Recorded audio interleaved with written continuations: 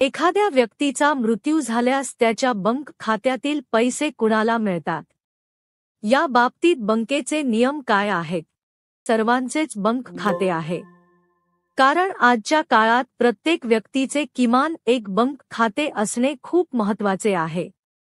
Bank खात्याशिवाय तुम्ही तुमचे कोणतेही आर्थिक काम करू शकत नाही.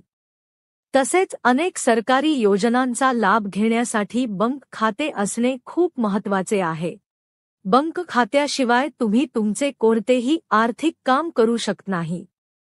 तसेच अनेक सरकारी योजनांचा लाभ घेण्यासाठी बँक खाते असणे खूप महत्त्वाचे आहे. तसेच कष्टाने कमावलेले पैसे सुरक्षित ठेवण्यासाठी बँक खाते आवश्यक आहे.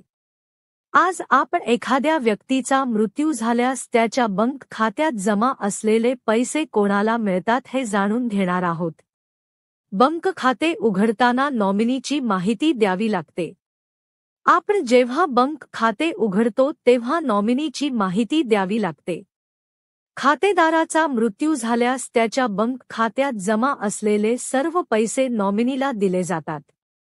त्यामुळे खाते उघडताना ज्या जुन्या ग्राहकांनी नामांकित व्यक्तीची माहिती दिलेली नव्हती त्यांना नॉमिनीची माहिती मागितली जाते.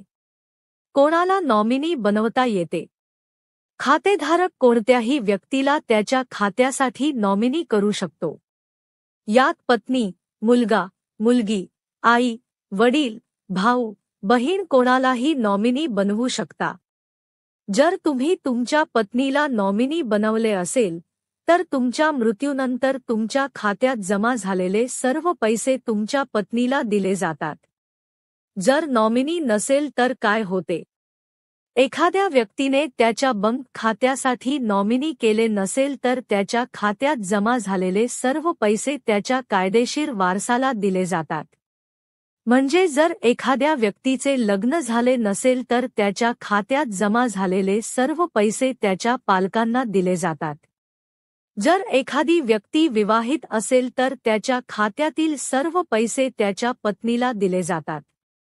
मृत खातेधारकाला अल्पवयीन मुले असतील तरीही खात्यात जमा केलेले सर्व पैसे त्याच्या पत्नीला दिले जातात. जर मुले प्रौढ असतील तर सर्व पैसे पत्नीला त्यांच्या संमतीने देता येतात.